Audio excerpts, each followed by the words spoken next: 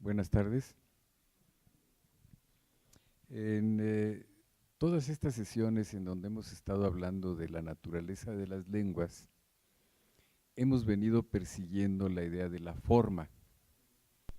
Y en esta persecución de la idea de la forma, que es la manera de eliminar cualquier idealismo a propósito de lo que son las lenguas, se ha venido mostrando cómo hay un sustento biológico que se manifiesta en el cerebro y cómo el cerebro organiza los datos que le ofrecen los sentidos, y estos datos que le ofrecen los sentidos cómo se cristalizan en signos lingüísticos. Entonces hemos venido persiguiendo la forma. Ahora, si ya quedamos en que la forma está en la base de todas las lenguas, y decíamos que la forma viene de la biología, podemos entonces suponer que la forma de la gramática se produce de manera semejante a como se producen nuestros tejidos. Es decir, aquellos tejidos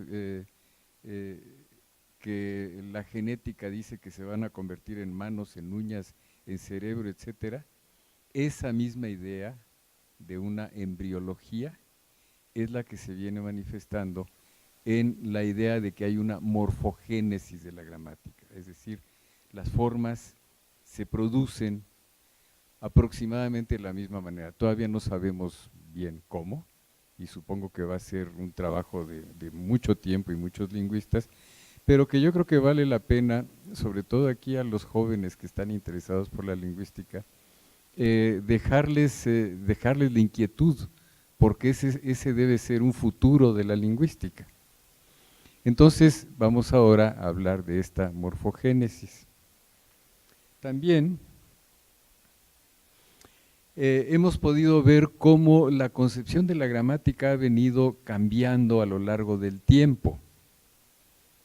El primer pensamiento gramatical en nuestra tradición occidental es el pensamiento que se produce en la filosofía griega, y en la filosofía griega, en el momento en que definen las partes de la oración, las definen como unas categorías que sirven para el pensamiento lógico y por lo tanto para poder estar seguros de que aquello que alguien afirma es verdad.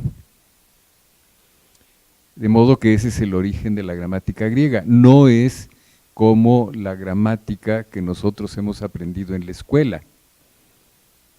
Y es importante tener en mente este origen de la gramática en el pensamiento griego, porque si uno no va estableciendo las diferencias, se le pueden hacer muchas confusiones a propósito del pensamiento gramatical. El pensamiento de la gramática griega, habíamos dicho, dio lugar a la gramática latina. Los latinos, que fueron tan grandes constructores de puentes, de fortalezas, que dominaron la mayor parte de Europa, buena parte del Medio Oriente y del norte de África, no tenían realmente mucho interés por esta construcción griega de la gramática, sino que más bien empezaron a ver la gramática como una forma de conservación del estado de la lengua. Es decir, la lengua alcanza cierto nivel de calidad y lo que queremos es que conserve su nivel de calidad, que son las artes. En el momento en que Dante propuso que era necesario escribir una arte de la lengua italiana, en este caso del toscano, lo que le interesaba no era, como hoy lo pensaría un lingüista, hacer una descripción de cómo se hablaba toscano en su época. Lo que le interesaba era aplicar la gramática latina, con todas sus categorías, a este dialecto toscano, con el objeto de conservarlo sin corrupción, puesto que la idea de la corrupción de la lengua es una lengua que ya vimos que viene desde la más remota antigüedad. Bien, entonces la gramática latina se convierte en un instrumento de conservación de la lengua, en un arte, pero también a la vez en una celebración de la lengua. Es decir, en este caso Dante está orgulloso de su dialecto toscano y quiere que se conserve tal como es. Y lo mismo sucede a los escritores de su época, Boccaccio, Petrarca. Al grado de que, por ejemplo, la primera academia de lengua que se creó en esta historia fue la Academia de la Crusca en Italia. Crusca quiere decir cáscara. Y la Academia de la Crusca la habían fundado para eliminar todo lo que sobraba de mala calidad en la lengua que utilizaban los escritores, que es una concepción de calidad de la lengua. Esta idea del arte, naturalmente, llega a Nebrija. Nuestra primera gramática del español es un arte de esta clase. E insisto, no es una gramática que describa el modo de hablar, sino que establece las categorías, por supuesto, a partir de la manera en que se escribía sobre todo, y tratan de conservarla. El siguiente paso, claro, si resulta que ya se escribió una gramática para conservar la calidad de la lengua, el siguiente paso es inmediato, se convierte en una gramática normativa, que dice, para conservar la calidad de la lengua necesitamos ciertas reglas que impidan que la gente se desvíe y hable de una manera que, entre comillas, sea incorrecta. De modo que muy rápidamente tenemos una gramática normativa. Por ejemplo, la gramática de Andrés Bello, que todavía es una gramática que seguimos utilizando, es una maravillosa gramática, la escribió Bello, que era venezolano, después de nuestras independencias americanas, para asegurar la comunicación entre todos los hispanohablantes, puesto que él temía que en el momento en que se crearon los países de Hispanoamérica, cada país tomaría su propio rumbo y entonces podríamos empezar a dejar de entendernos. Y entonces la gramática de Bello se convierte en una gramática normativa. Y esta gramática normativa se conserva. La Academia Española ha publicado dos gramáticas. Una gramática, digamos, más al uso del público, que es normativa, y una gran gramática descriptiva, dirigida por el más destacado gramático español de hoy en día, que es Ignacio Bosque.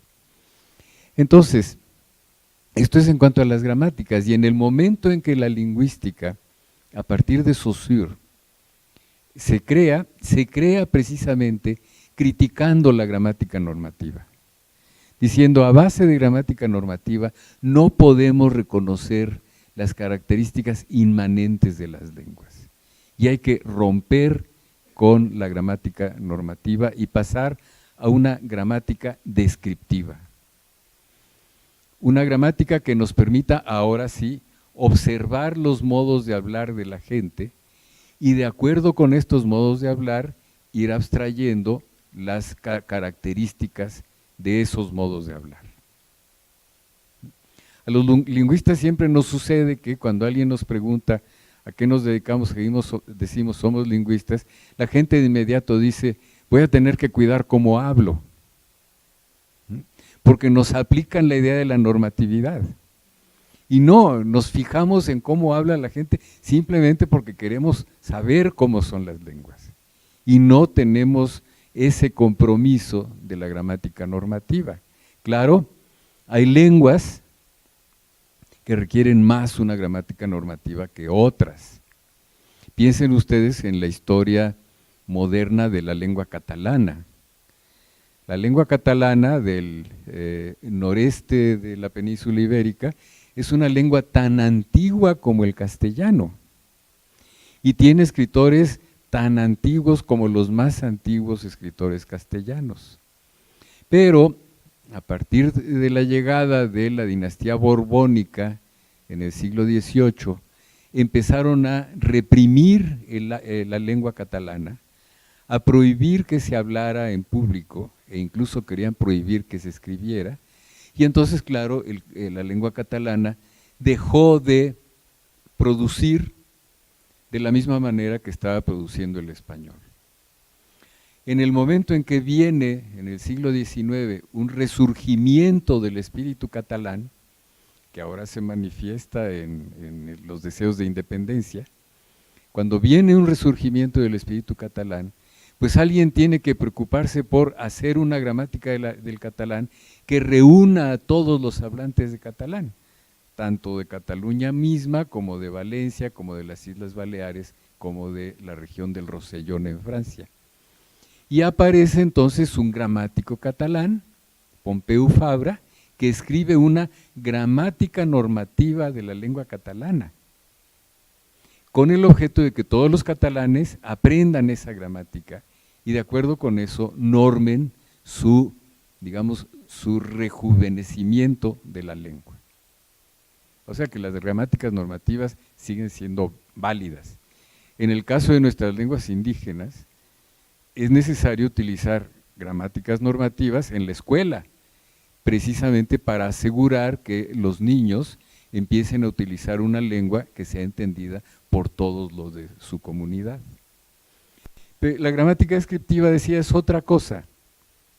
En la gramática descriptiva lo que queremos es observar cómo realmente habla la gente, con todos sus errores, modificaciones, creaciones nuevas, etcétera. Bien, ahora, esta fase de la gramática descriptiva es una fase que podemos comparar con lo que sucede en biología, en el caso de las taxonomías botánicas y zoológicas. Hay muchísimos biólogos cuyo objetivo es estudiar, por ejemplo, todas las plantas que están aquí en el jardín, poder estudiar su constitución, clasificarlas, compararlas con otras variedades, con otras especies, etcétera, y hacer un gran catálogo de plantas o de animales. Esa es la taxonomía. La gramática descriptiva es una taxonomía, porque trata de clasificar, reconocer y clasificar las, entre comillas, diferentes especies de signos que tiene cada lengua.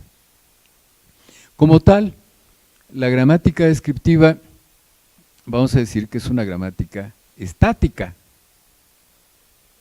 Como es estático aquel entomólogo que se dedica a estudiar arañas, ¿y qué es lo que hace con las arañas? No se pone a observar todo el tiempo cómo están tejiendo sus redes, cómo se comen las moscas, cómo se cuelgan, no, ¿verdad? Lo estudia en un momento dado, después agarra la araña, le clava un alfilerito y la pone en un cuadro. Y hasta allí llegó la araña, ¿verdad? Bueno, lo que hacen muchos lingüistas descriptivos es exactamente lo mismo. Sobre todo muchos lingüistas que llegan a un pueblo, estudian el modo de hablar de la gente, lo clasifican muy bien, escriben un artículo y el artículo se va a la biblioteca y ya. Y los hablantes de la lengua, bien, gracias, ¿verdad? Bien. Ahora, lo que queremos, y es una necesidad científica, es poder describir cómo se producen las lenguas, cómo se generan las lenguas en el ser humano. Y la primera idea que se produjo a este respecto no vino directamente de la lingüística, sino que vino de las teorías de lenguajes artificiales. Probablemente ustedes hayan visto el año pasado una película que se llamó Enigma, en donde relatan el caso de un famosísimo matemático inglés apellidado Turing. Y este Turing se hizo famoso porque fue el que descifró un código secreto del ejército nazi, el código Enigma, que necesitaban los ingleses pues, para espiar y sobre todo para defenderse de los ataques navales en el Océano Atlántico. Porque claro, Inglaterra, un país chico, no podía producir ni todo el alimento ni todo el armamento que necesitaba para sostener la guerra.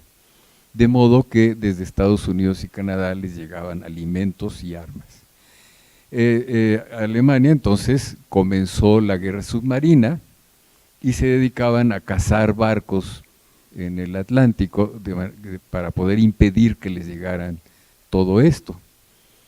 El desciframiento del código Enigma les permitió enterarse de dónde estaban los submarinos y por lo tanto eludirlos. Bueno, Turing entonces fue el creador de la computadora electrónica.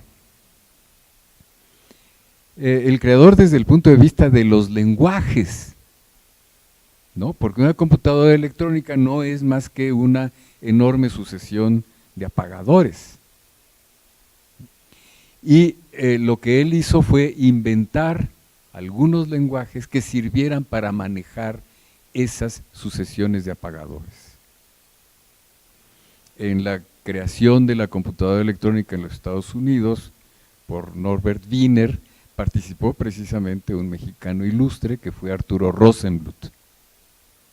Bien, entonces, claro, la teoría de los lenguajes artificiales es una teoría que procede de las matemáticas. No la construyeron lingüistas, sino que la inició Turing y a partir de él se vino una gran cantidad de matemáticos dedicados a estos lenguajes artificiales, con enorme éxito. Debiéramos asombrarnos todos los días cuando utilizamos el teléfono celular, porque con el teléfono celular hacemos miles de tareas, vemos películas, oímos música, mandamos mensajes, calculamos, tomamos fotografías, y todo esto a base de sucesiones de apagadores, es decir, de relaciones binarias entre prendido y apagado. Los lenguajes que manejan esto, los lenguajes de máquina, que son los que están en el interior de la maquinaria, de los circuitos integrados que componen la computadora, pues son los lenguajes que precisamente echan a andar todos estos circuitos. Encima hay otros lenguajes llamados de alto nivel, que son, por ejemplo, Microsoft, Firefox, etcétera, que son lenguajes de alto nivel. Todo esto es creación de las matemáticas y de la ingeniería. Bien, Noam Chomsky llegó a la lingüística precisamente por ese camino. Llegó a partir del conocimiento de los lenguajes artificiales y se planteó cómo sería posible, mediante algún tipo de lenguaje artificial, modelar el modo en que se produce el habla. Modelar. Ojo con lo que quiere decir modelar. Piensen ustedes en un arquitecto que construye una maqueta de la casa que quiere hacer. Esta maqueta es un modelo de la casa, no es la casa misma. Los modelos formales no son las lenguas mismas, sino que son construcciones que tratan de representar de diferentes maneras el modo en que se produce el habla, el hablar. Y entonces tenemos esta floración de gramáticas formales que comienza más o menos a mediados del siglo XX y que ha continuado con muchísimas ramas.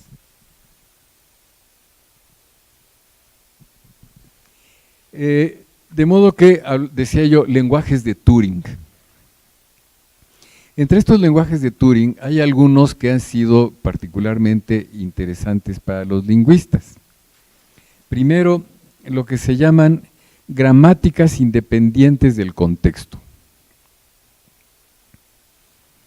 Estas gramáticas independientes del contexto toman un signo, lo clasifican, lo relacionan con los otros signos que pueden estar en una oración, pero no toman en cuenta la influencia de los signos que tiene al lado. De modo que en una expresión sencilla del tipo los focos rojos, va a poder reconocer muy bien reconocer focos y reconocer rojos, pero no se podrá plantear si tiene una influencia los que tiene al lado. Y estas son las gramáticas libres de contexto. En inglés, que les encantan las abreviaturas, son lo que llaman gramáticas QOC. Hay otras que corrigen esto y que son las gramáticas sensibles al contexto, que son más complicadas.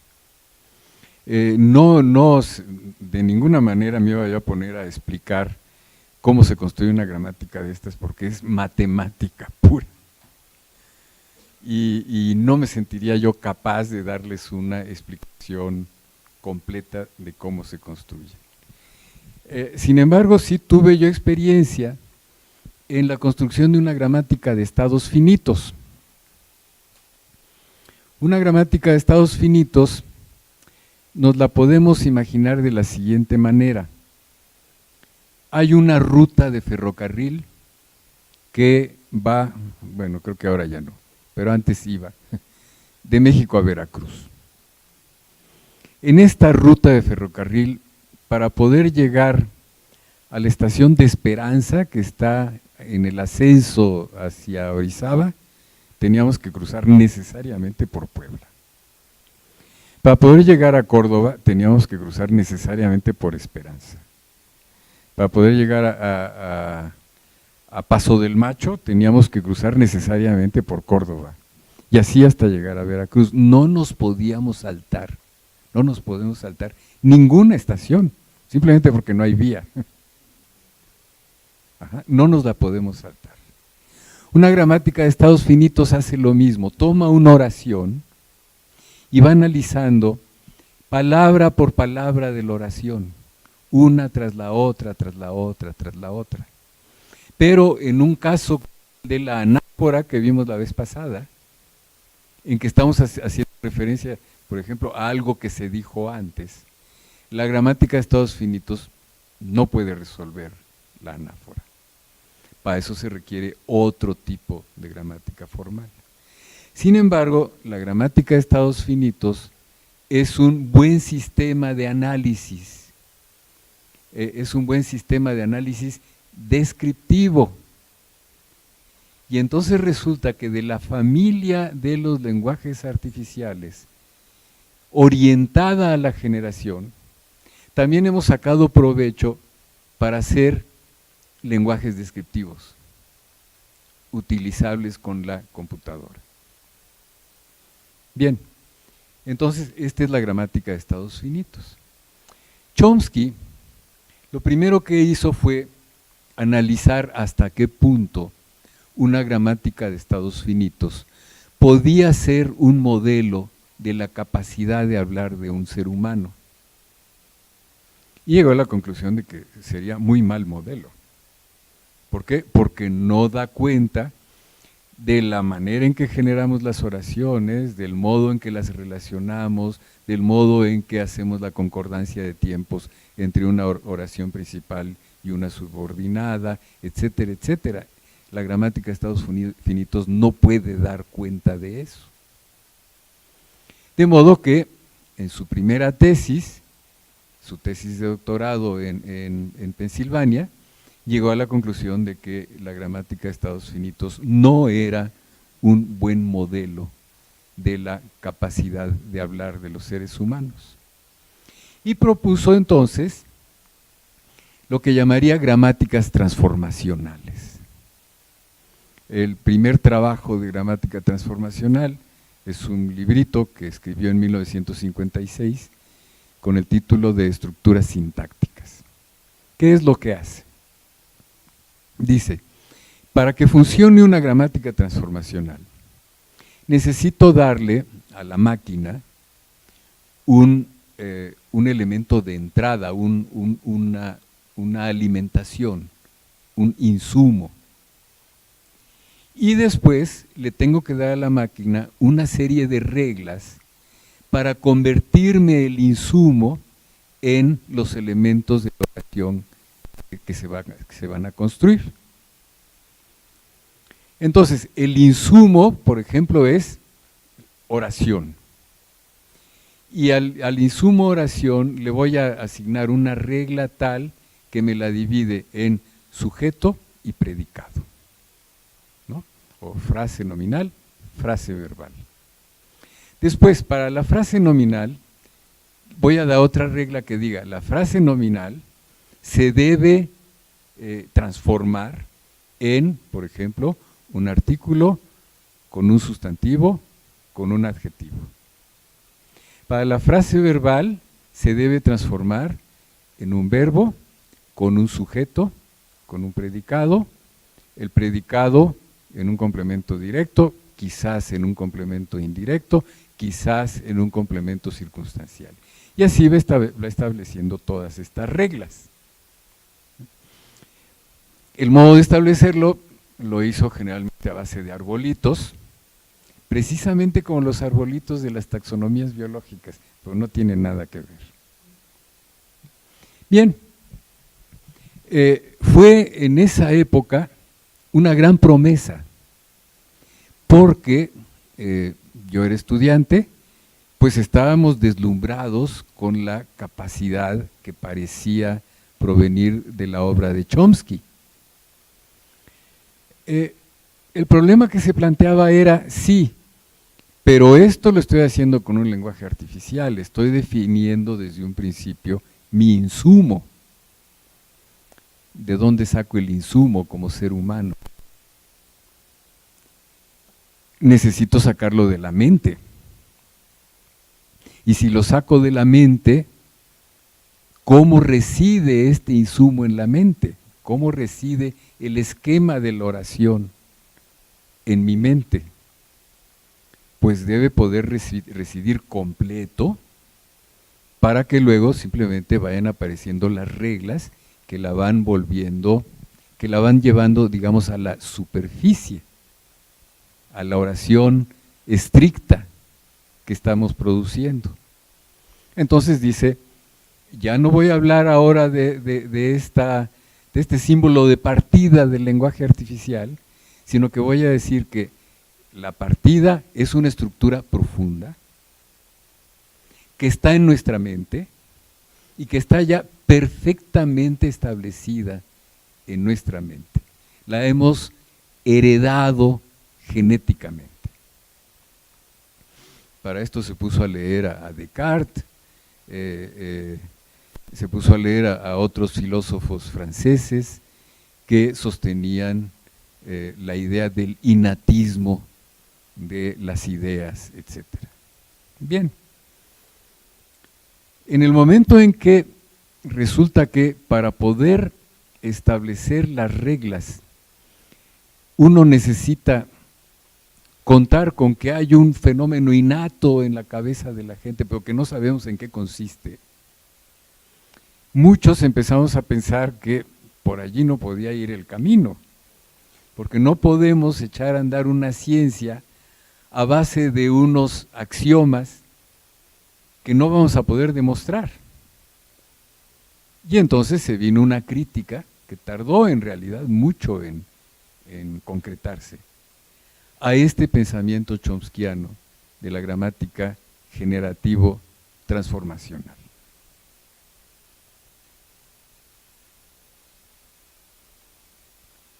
Entonces, esta gramática generativa es un modelo ideal de cómo es la competencia para hablar de una persona, cómo es la capacidad de hablar de una persona. Lo que produce la gramática generativa es una serie de descripciones estructurales. Ojo, descripciones, pero no son las descripciones que hacemos en el campo cuando nos enfrentamos a una lengua desconocida. Son descripciones matemáticas, modelos, que incorpora, claro, la estructura profunda, una estructura superficial. Esta estructura superficial, como Chomsky le da predominancia a la sintaxis, resulta que la sintaxis necesita un módulo que la interprete desde el punto de vista del significado, o sea, un módulo semántico. Y también necesita un módulo que la encarne, que le dé sonido o que le dé escritura, y es el módulo fonológico. En todo esto, lo que tenemos es una enorme analogía con la máquina, con la computadora. Es decir, la mente humana opera como la computadora. Yo diría que más bien hacemos que la computadora opere porque tenemos una mente humana. Pero entonces, el modelo es la computadora y por eso hay distintos módulos que trabajan sobre la sintaxis.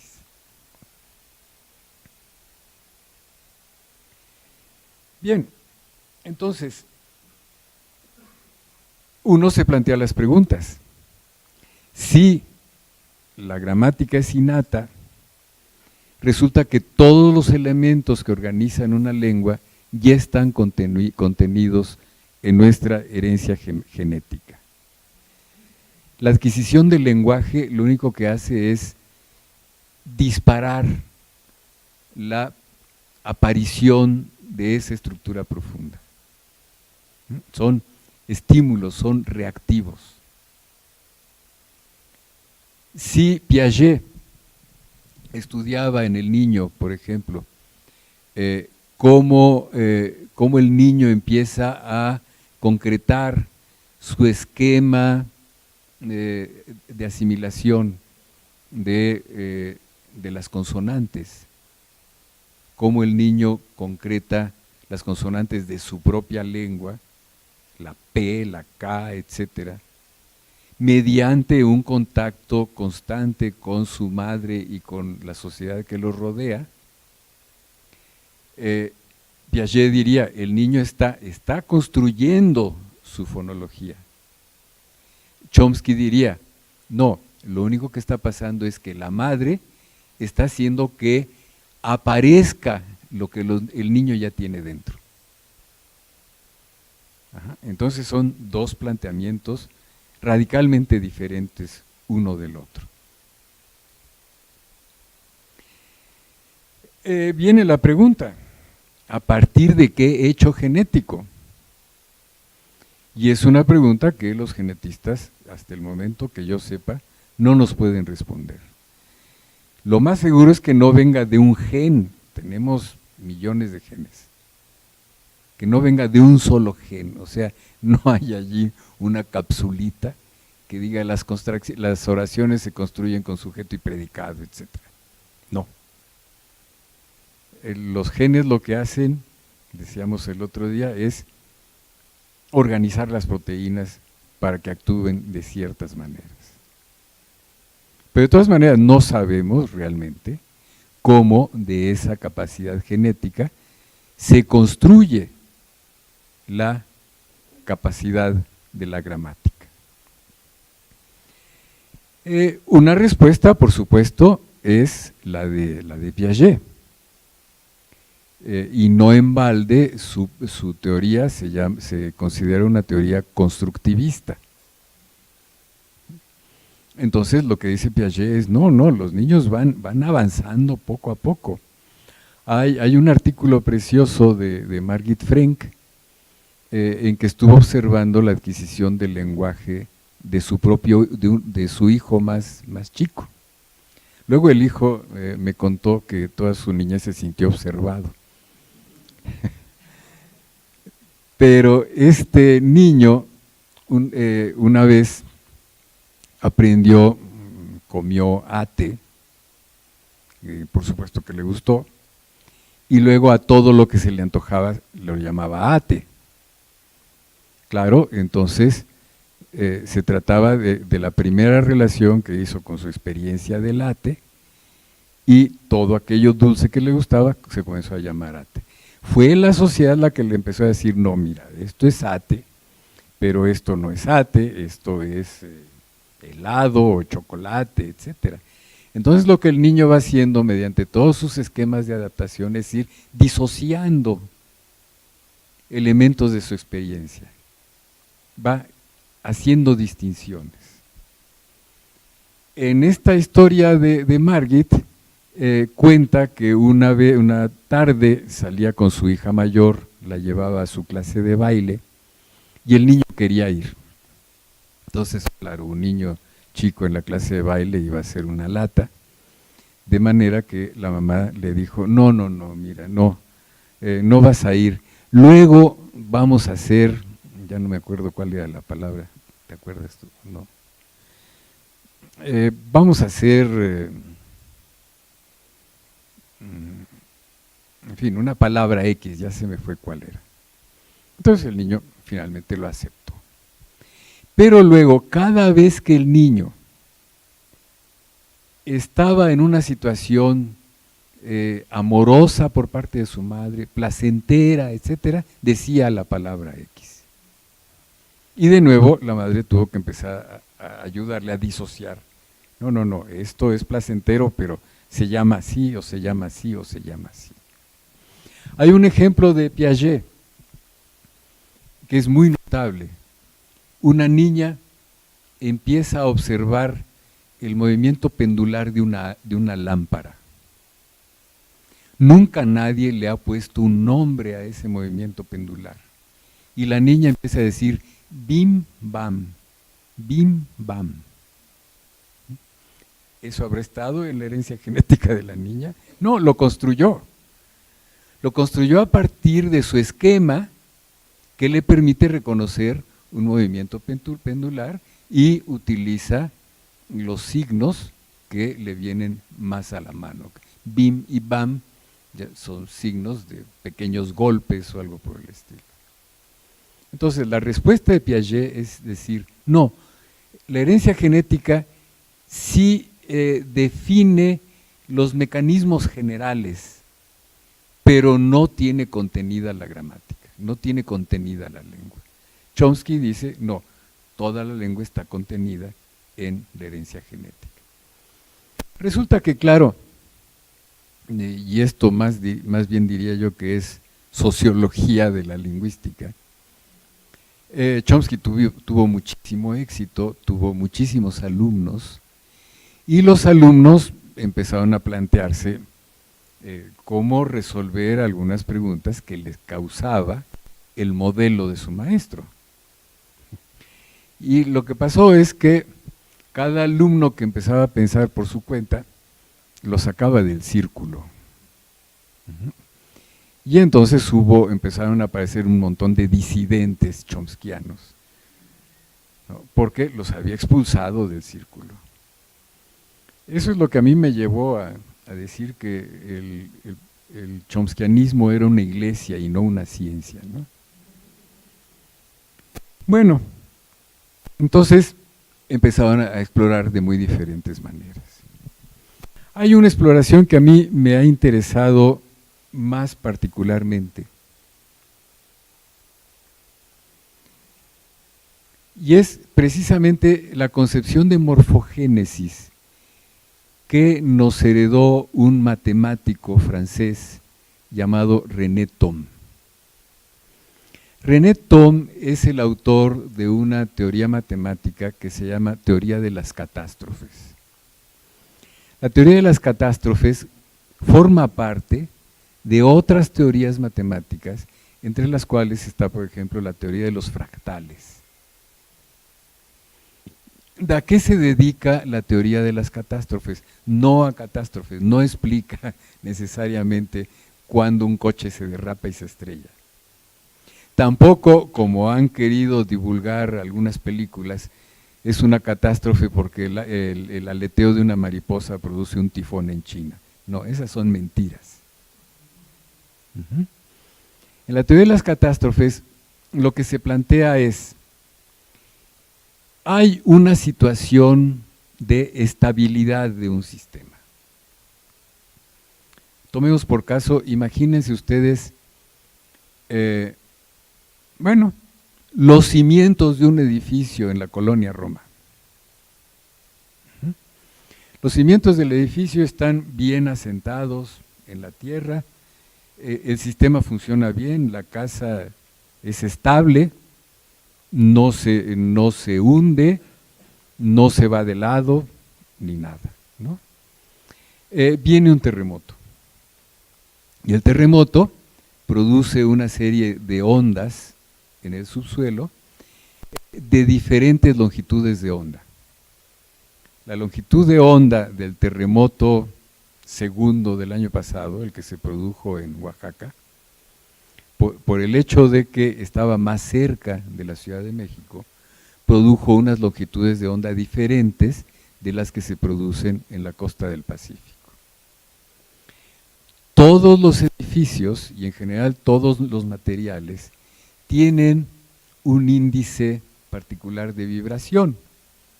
¿Recuerdan aquello que contaban del gran cantante Caruso, que era capaz, que con ciertos sonidos agudos, era capaz de reventar una copa de cristal? ¿Por qué? Porque la longitud de onda del sonido se igualaba con la longitud de onda del cristal y la rompía. Bien, entonces lo que hace el terremoto es que coincide con la longitud de onda que tienen los cimientos y los destruye. Bien, entonces la teoría de las catástrofes sirve para calcular cuáles serían las condiciones en las cuales se produce esta catástrofe. Y entonces dice, bueno, hay varios parámetros. Hay un parámetro de la resistencia del concreto, otro de la resistencia de las varillas, otro de las dimensiones del cimiento, etcétera, otro de las características del suelo, otro de las características de la onda del terremoto, que son muchas variables. Y estas variables las calcula con una serie de ecuaciones diferenciales, que tampoco les puedo explicar porque yo no sé cómo funcionan, pero son ecuaciones diferenciales. Eso es lo que hace la teoría de las catástrofes. Y dice, bueno, ¿qué tal si nos planteamos ahora qué sucede con la creación de formas en una lengua? Sobre todo pensemos en lo que es la evolución de las lenguas.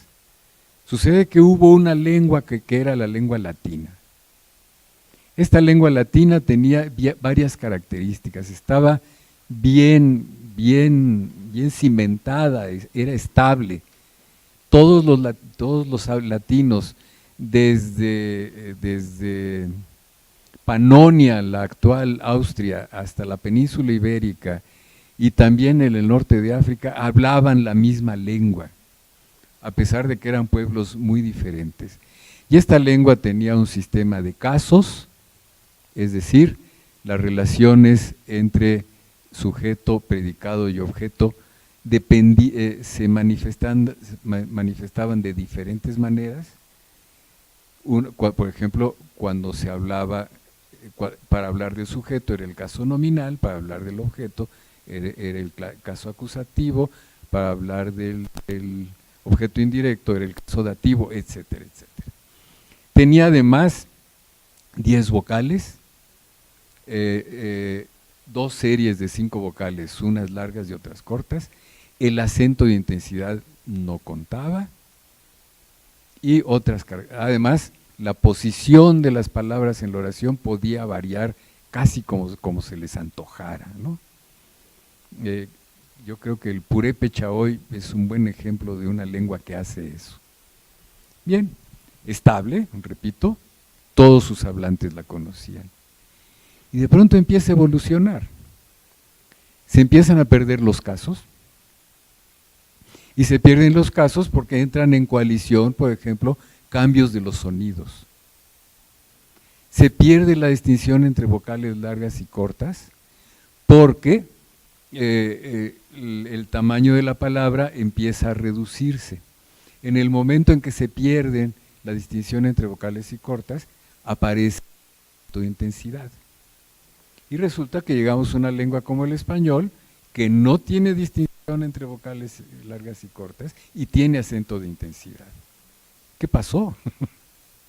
Ajá. Bien, la teoría de las catástrofes trata de elaborar un modelo de lo que puede haber pasado, a base de datos. Afortunadamente el paso de latín a las lenguas romance está muy bien documentado. Eso es lo que hace la teoría de las catástrofes. Y entonces es posible plantearse cómo puede haber, porque todo esto está en el ámbito de la hipótesis, cómo puede haber ciertos esquemas formales mínimos en la herencia biológica, que son esquemas formales semejantes a los esquemas que determinan la formación de nuestros tejidos, y estos esquemas formales van dando lugar a la formación de una lengua, que es muy interesante.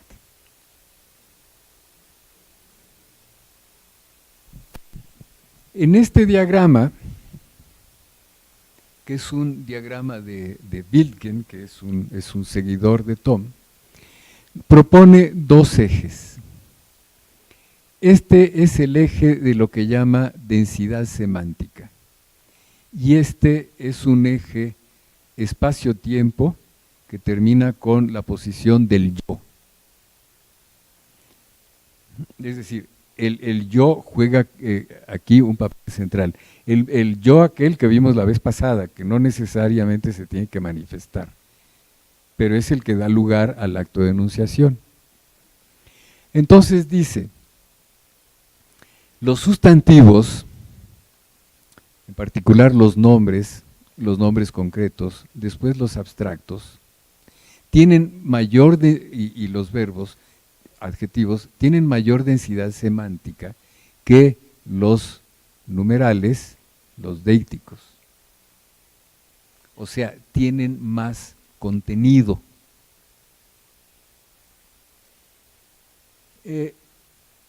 Esta curva, entonces resulta que va variando según lo que determina el punto cero de la enunciación.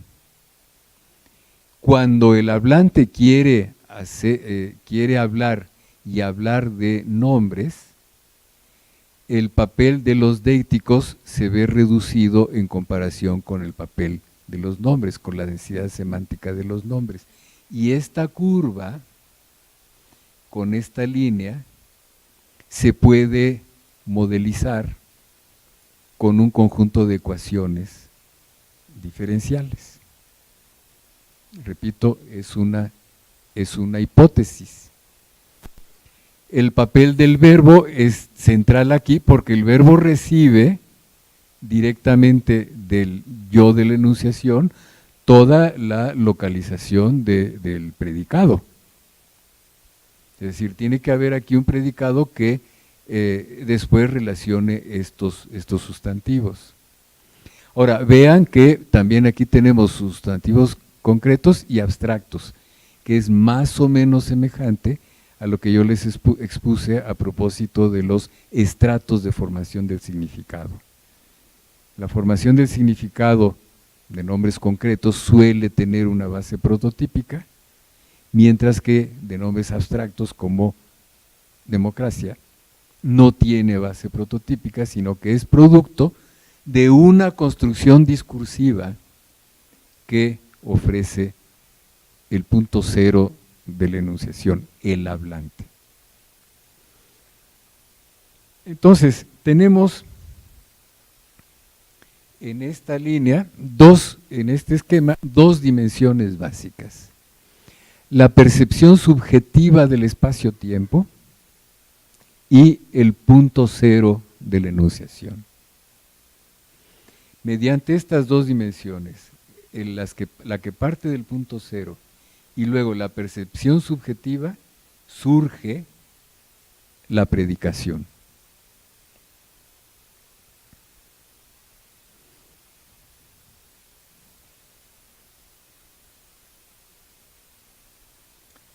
De modo que la gramática viene siendo el resultado de procesos de larga duración, de larguísima duración, en los que se relacionan la base biológica de la capacidad de hablar y el uso de la lengua en su contexto. Es decir, que la forma está entre la biología y la sociedad.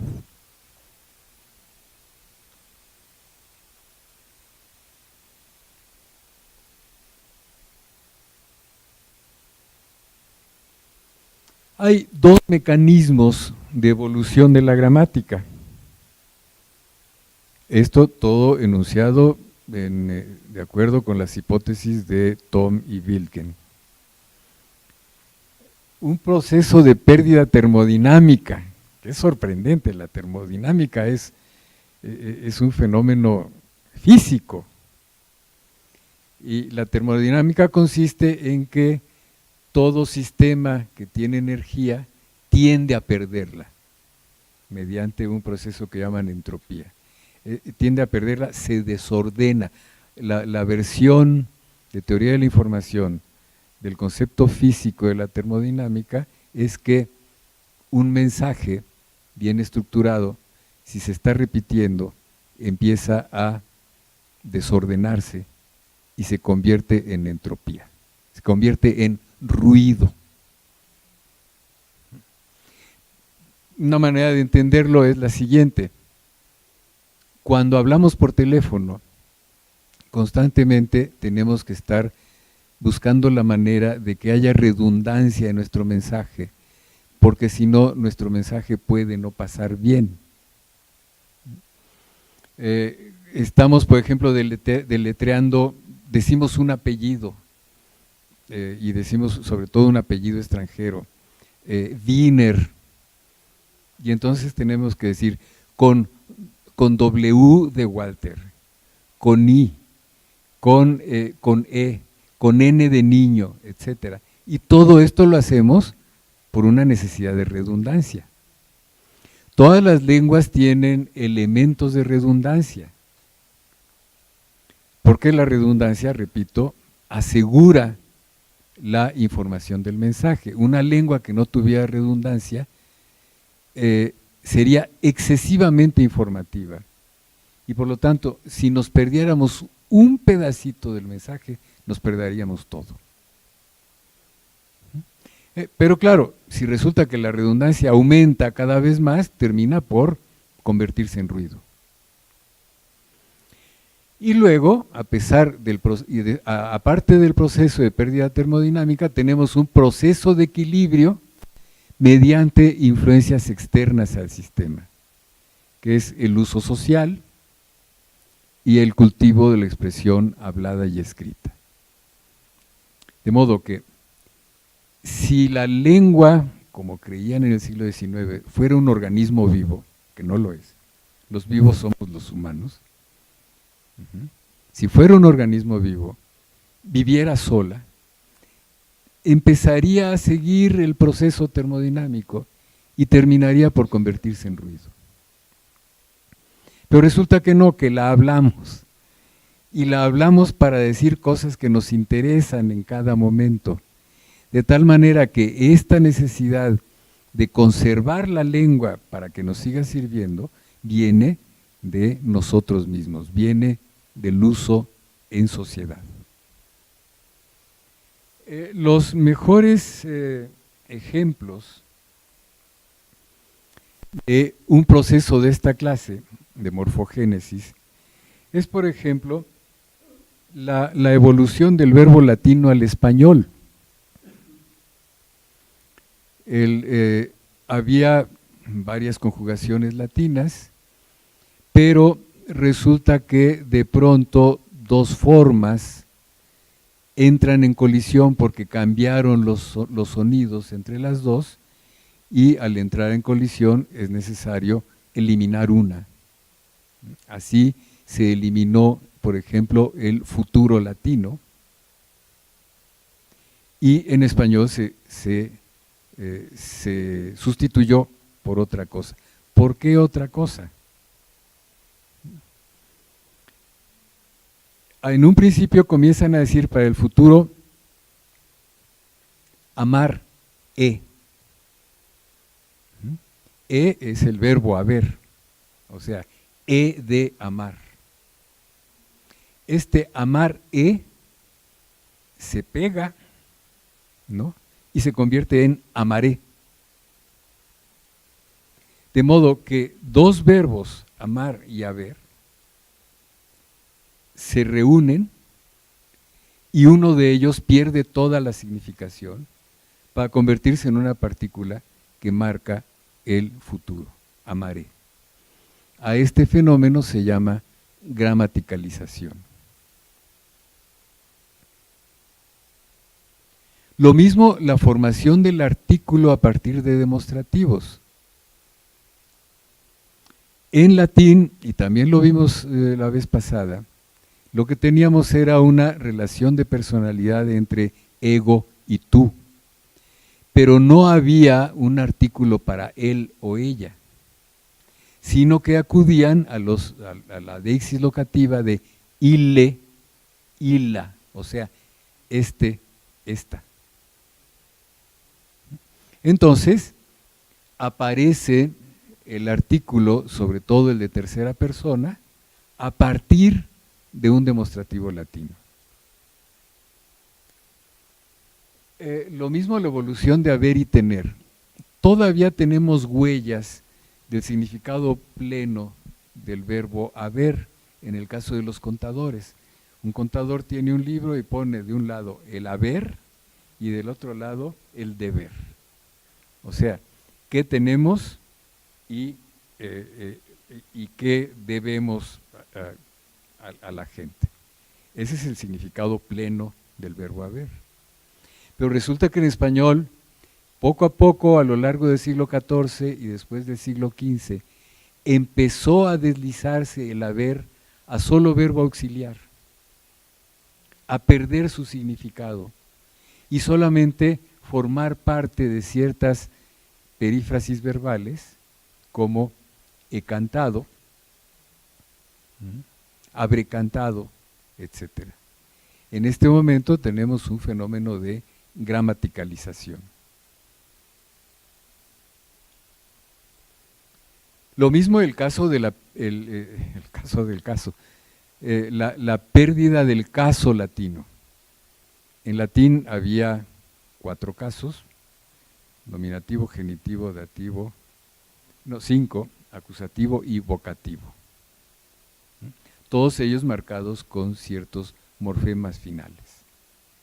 Muy pronto, ya de hecho desde la época clásica de Roma, como se ve en las obras de Petronio, que Petronio escribía algunas comedias para uso popular, se veía que empezaba a haber poca distinción entre casos, sobre todo entre el nominativo y el vocativo, y entre el acusativo y el dativo.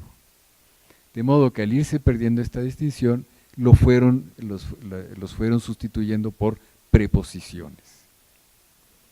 Entonces, hoy no decimos rosa sino que decimos de la rosa. No decimos rosam, sino decimos a la rosa, etc. Y entonces, aquí tenemos esta pérdida del caso latino y la sustitución por preposiciones. Al revés, el fenómeno contrario a la gramaticalización es la lexicalización. En la lexicalización resulta que ciertos elementos gramaticales se combinan para adquirir significado pleno. Piensen, por ejemplo, en el verbo carecer de. Claro que los diccionarios, la mayor parte de los diccionarios, ponen como entrada carecer, pero no podemos decir carecer solo. No podemos decir carezco. ¿Por qué? Porque la siguiente pregunta es ¿de qué? Entonces, el verbo realmente es carecer de. Y así tenemos varios verbos en español. De modo que aquí se ha unido la preposición de al carecer para construir una nueva unidad. Y aquí tenemos un caso de lexicalización. Lo mismo diríamos formaciones de este tipo, mediodía. Cuando decimos nos vemos al mediodía, realmente no estamos diciendo que nos vamos a ver a la mitad del día, sino que estamos diciendo que nos veremos más o menos entre las 12 y las 2 de la tarde. Y aquí tenemos otro caso de lexicalización. Uno todavía más complicado, decir que una persona es un correveidile, que viene siendo un chismoso, es un correveidile. Aquí tenemos otro ejemplo de lexicalización. Algo que probablemente no hayan observado, pero fíjense en los empaques de leche. Dicen, leche de vaca pasteurizada. Y uno dice, ¿cómo pasteurizan a las vacas? ¿Qué es lo que está pasando allí? Que para los autores de ese título, leche de vaca es una unidad. Y entonces, al ser una unidad, al haberse lexicalizado, sí le pueden agregar el adjetivo pasteurizado. Si tuvieran conciencia de que se trata de palabras distintas, tendrían que decir leche pasteurizada de vaca. Pero es un fenómeno bien interesante porque, claro que todos lo entendemos, pero cuando lo pensamos bien, decimos, no puede ser, están pasteurizando a las vacas.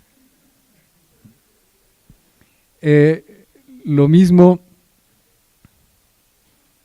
bueno, a partir de un adverbio, ¿cómo construimos un verbo en español? Ningunear.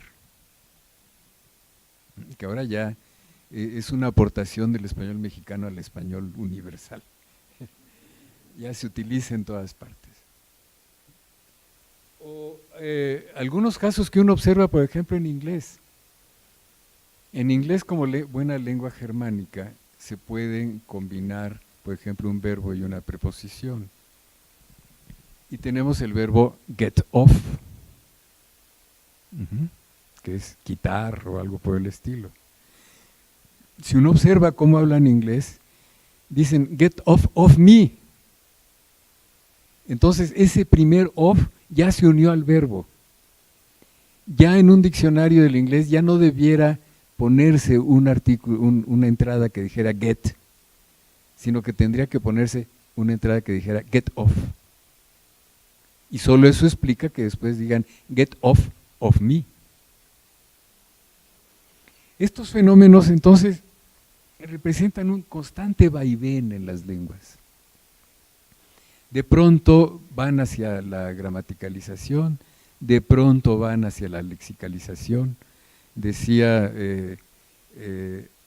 Decían varios autores de este tema que era cíclico, ¿no?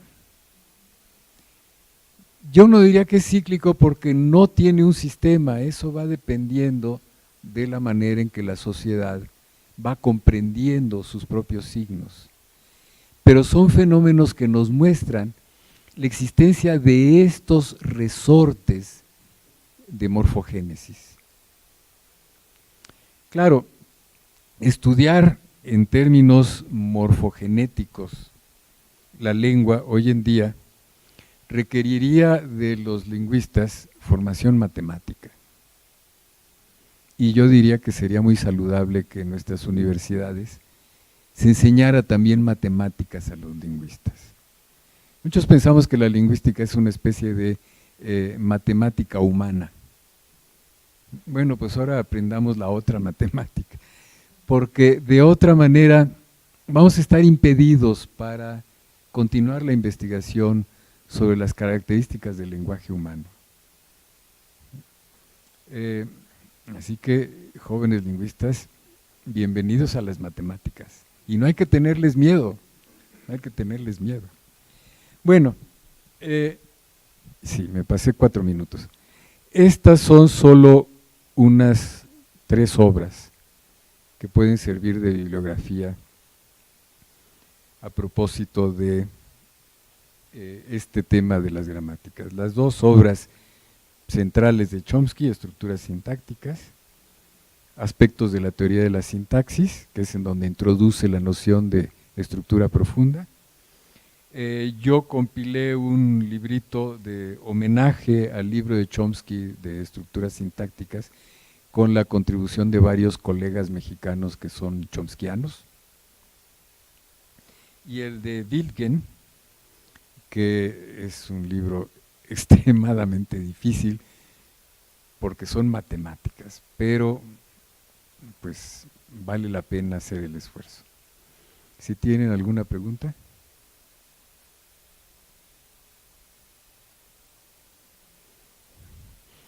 Se quedaron obnubilados.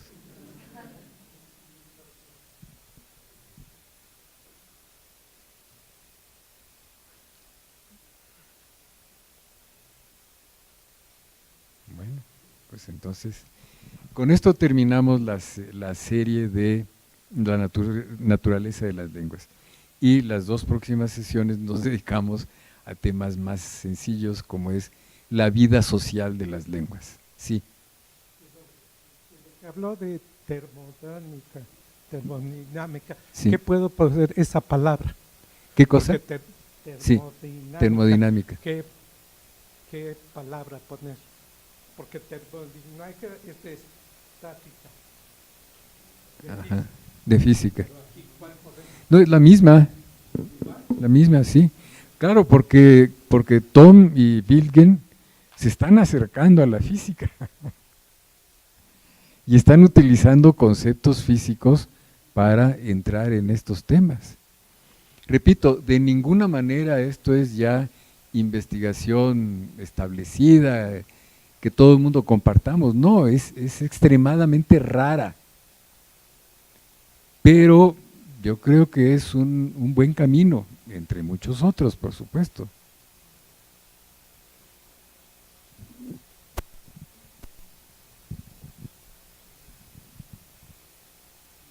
¿Qué es la neurolingüística? Bueno, digamos, hay 2 significados de neurolingüística. Uno que se refiere a ciertas terapias de comportamiento, que es lo que anuncian por todas partes en la ciudad.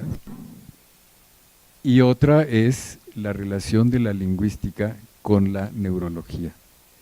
Esta relación es enormemente importante, porque se utiliza en conjunción con los médicos para estudiar y en muchos casos tratar casos de daño cerebral. Digamos, ciertos golpes pueden causar daño cerebral, sobre todo si son del lado del área de Wernicke o del área de Broca. También puede causar, si es en otra parte, porque decíamos que el cerebro está todo comunicado. Estos daños, claro, se manifiestan en dificultades físicas, pero también en dificultades lingüísticas. Y entonces el lingüista colabora con el médico, primero para elaborar el diagnóstico. El médico ya sabe qué es lo que le pasa a su paciente en términos de los órganos, pero el diagnóstico que hace el lingüista sirve para ayudarle a detectar en dónde puede haber estado el daño. Y en muchos casos lo que logran es después elaborar una terapia que le ayuda al paciente a recuperarse del daño. Es un área importantísima y hay muchos lingüistas que trabajan en este campo. Además, en fin, quien tenga una vocación de esta clase debe pasarla muy bien porque ven cómo los pacientes se van recuperando, ¿no?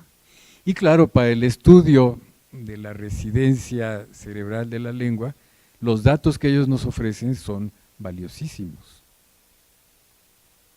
¿no?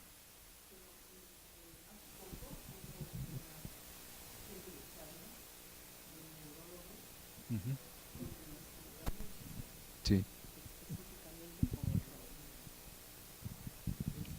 Me hubiera encantado ir, pero no pude, pero ahora se me ocurre que ¿tiene esto algo que ver, el lenguaje musical, con función de un tratamiento o también en la búsqueda de justamente este tema? Yo diría que claro, en la medida en que la música es otro lenguaje, tendría algo que ver. Lo asombroso de la música es que todo no es más que organización del sonido, ¿no?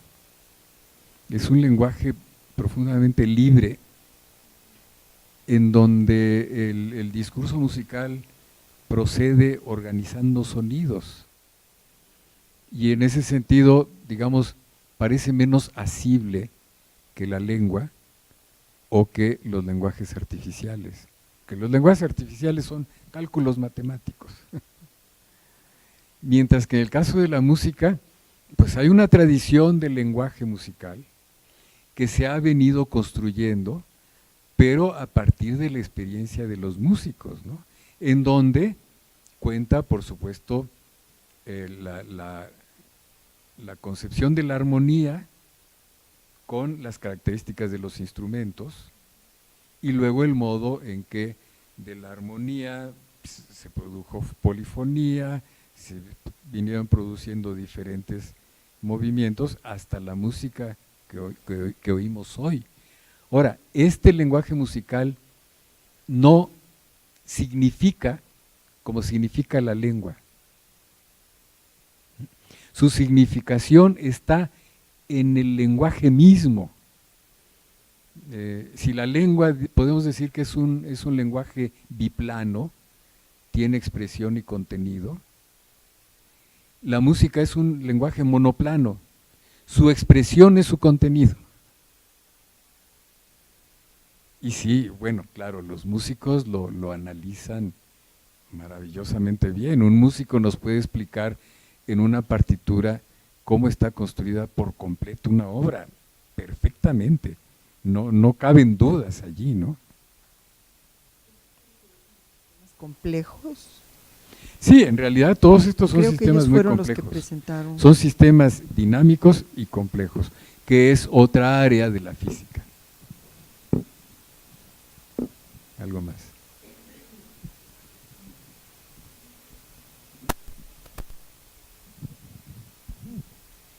Bueno, a partir de esta concepción o revisión de términos que se han tomado de otras disciplinas para explicar pues los temas de la lingüística, ¿se plantearía entonces la lingüística como una disciplina al contrario de una ciencia, desde, por ejemplo, el pensamiento de Bachelard?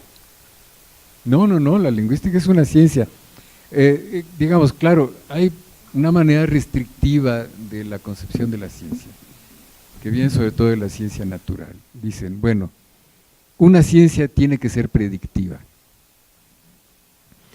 Y podemos decir, bueno, ¿qué podemos predecir con un estudio lingüístico? Lo único que podemos decir es cómo está construida una lengua, cómo se usa, cómo se genera. Pero no podemos predecir cómo va a hablar la gente. Y tampoco podemos predecir cómo se van a organizar, por ejemplo, las metáforas.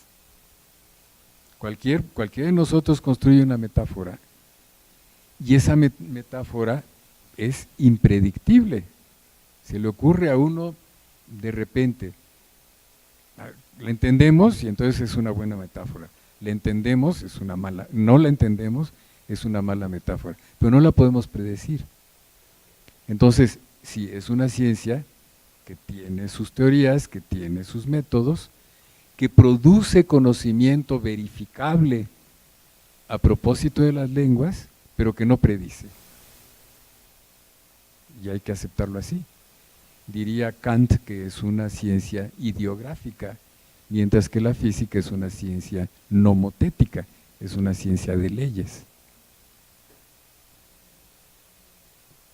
¿Algo más? A ver, por allí.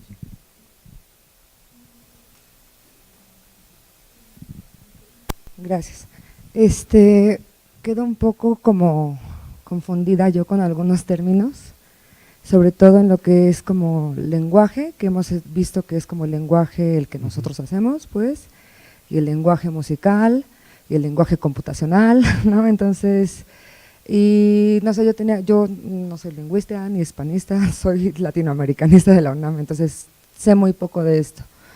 Tenía yo una concepción de que la lengua como tal sería el objeto de estudio de la lingüística, ¿no? Y que a lo mejor a estas otras formas de comunicación se les pudieran o no llamar sistemas de comunicación, como el de los animales, el de las computadoras, el de la música, y que el lenguaje propiamente es propio de los seres y mujeres y hombres. De mujeres y hombres. Ajá. Bien. Sí, afortunadamente en español podemos hacer una distinción entre lengua y lenguaje. Hay lenguas en las que no se puede. El inglés, por ejemplo. En inglés solamente se usa language para ambas cosas. Sobre todo porque no les gustaría utilizar tongue para hablar de lengua. Mientras que nosotros, lengua, pues es polisémico, es a la vez este sistema de comunicación y esto que se mueve adentro de mi boca, ¿no? ¿No? Por eso yo digo, yo estudio las lenguas, pero no me gusta comérmelas, ¿no? Bueno, entonces, un lenguaje es todo sistema de comunicación. Y por lo tanto es lenguaje el de las ballenas, el de los delfines, el de los pájaros, el de las abejas, el de los semáforos, los de la computadora electrónica, etcétera. Todos son lenguajes, la música, son lenguajes. En esta clase de los lenguajes hay un lenguaje particular que tiene características biplanas o digamos de doble articulación, significado y significante, o expresión y contenido, y es la lengua humana. Ningún otro lenguaje hasta ahora opera de la misma manera que la lengua humana. Uno se puede preguntar, sí, ¿y las ballenas? Que sabemos que las ballenas se pueden comunicar a grandes distancias, tienen una vida social, por lo tanto tienen algunos signos que les permiten dar ciertos mensajes, probablemente únanse, peligro, etcétera. Pero no sabemos si las ballenas son capaces de componer una oración que no se haya dicho nunca. Y la lengua humana sí, es para eso, es para componer oraciones que no se hayan dicho nunca, y resulta que las entendemos. Entonces, eso es lo que divide totalmente de toda la clase de los lenguajes, la lengua humana. Buenas tardes. Por lo que comentó acerca de la modelización del lenguaje, en el aspecto del lenguaje artificial ya está siendo aplicado desde el uso de los dispositivos móviles, por ejemplo, la tabla de la predicción de textos. Me gustaría saber qué tan probable es y factible es que ya sea, digamos, estos lenguajes de programación artificial que ya sean, ya están siendo aplicados, pero que puedan ya sustituir la actividad del ser humano. Por ejemplo, me comentaban hace poco que ya existen ciertos programas en los que ya prácticamente la actividad periodística, por ejemplo, ya puede ser sustituida por ciertos programas en los que se utiliza una serie de variables que se introducen y la máquina automáticamente ya produce texto. También se está ya ocupando, y eso es algo que ya se está trabajando en algunas partes del mundo, en las que las actividades del ser humano paulatinamente van a ser, ¿cómo se dice?, sustituidas por las máquinas. Sí. Pues eso, ¿no? Bueno, ya está haciendo, sí, finalmente. ese es un miedo que tenemos los seres humanos desde hace mucho tiempo, desde Frankenstein. Claro, Frankenstein es la primera manifestación de la construcción de una máquina humana, ¿no?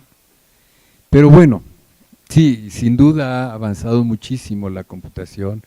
Simplemente se sorprende uno con esta aplicación del celular que se llama Siri, en donde uno hace una pregunta y el Siri le contesta, ¿verdad? Que son casos de estos de inteligencia artificial. Ahora, lo que yo digo es que todos estos sistemas operan sobre funciones discursivas muy limitadas, como puede ser el reportaje periodístico o el manual de uso de un aparato,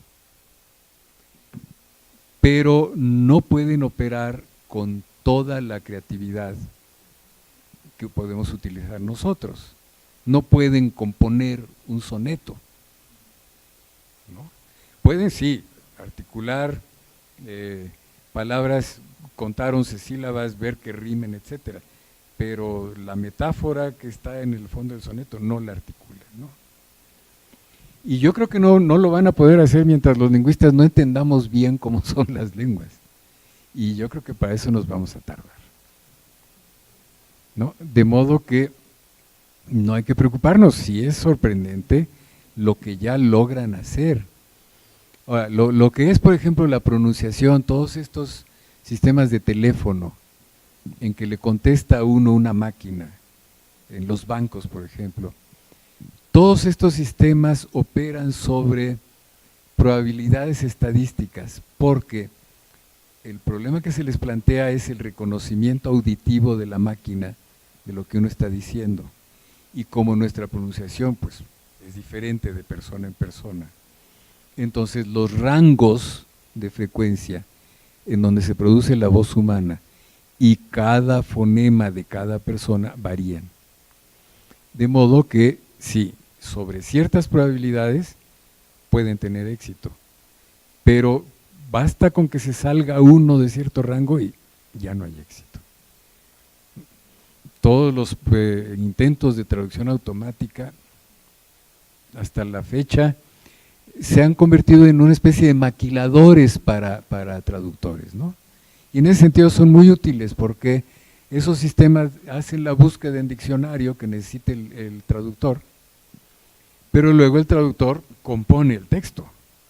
Yo recuerdo, yo conocí el primer sistema de traducción automática de la Comunidad Europea, que se llamaba Eurodicautom, y pues sí, era muy impresionante el modo en que iba maquilando, pero uno interrogaba a los traductores de la Comunidad Europea y decían, me cae muy bien que me salgan todo el vocabulario que tiene este texto en la lengua a la que tengo que traducir.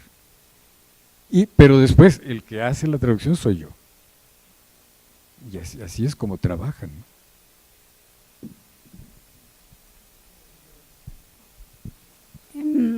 Buenas noches. Hablaste de la lexicografía y pusiste el ejemplo de la leche de vaca pasteurizada. Si bien estas son estructuras que todos entendemos, ¿qué tanto es aceptado, qué tanto son aceptadas estas estructuras en unas publicaciones oficiales? Bueno, una aclaración, no dije lexicografía, sino lexicalización. Bueno, ¿cómo acepte un organismo oficial un discurso? Pues depende de ellos, ¿no? Yo creo que no hay un organismo de la Secretaría de Economía o de Comercio que revise estas cosas. Y al no haberlo, pues dejan pasar todo lo que se les ocurra, ¿no? Vean la publicidad que hay por las calles. Hay anuncios publicitarios que uno dice, ¿qué quiere decir esto, no? Ahora, quizás fuera peligroso que hubiera un organismo de control de esa clase. O sea, más vale equivocarse. Perdón, doctor. La otra parte bueno, dice que el lenguaje entre animales es más como una cuestión… Es un código. Un código. ¿Qué pasa cuando nosotros, por decir, a ciertos monos se les enseñan lenguajes de señas, en ese sentido, para comunicarse con una persona? O digamos en esta parte, mascotas que logran transmitir ciertos lenguajes que nosotros interpretamos Claro, como humanos. en todos estos casos se trata de amaestramientos. La capacidad de muchos animales para amaestrarse es notable. Simplemente vean lo que es un caballo que salta.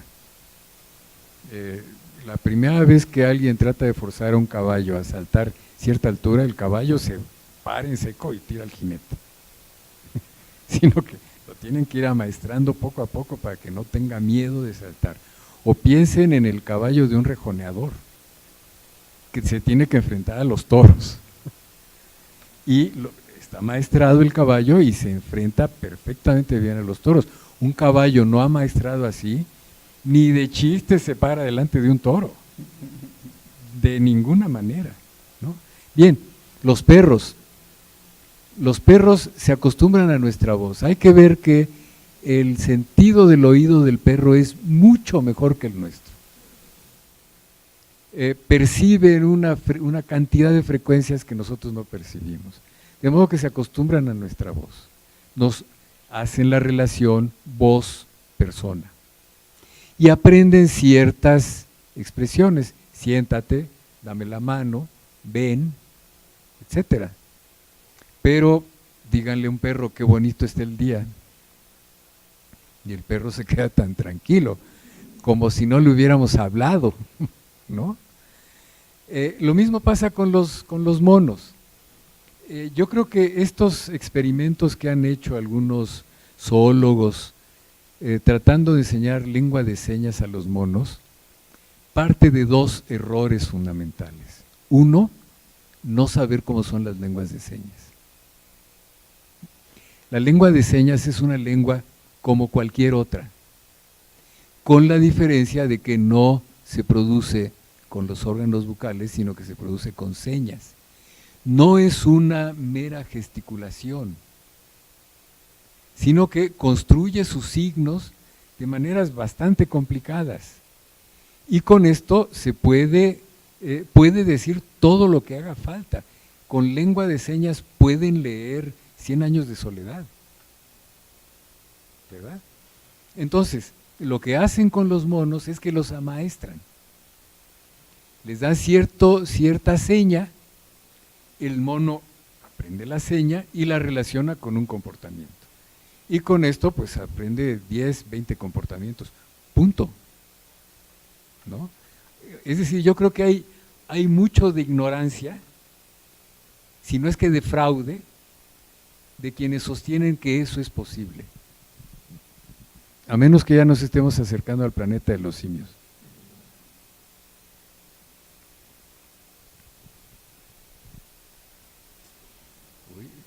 Bueno, 8:30, espero que aquí no se enojen. Una pregunta más, porque ya van a ser 8:30. Buenas noches, doctor. Por ejemplo, los elementos geométricos y las formas también son una forma de lenguaje.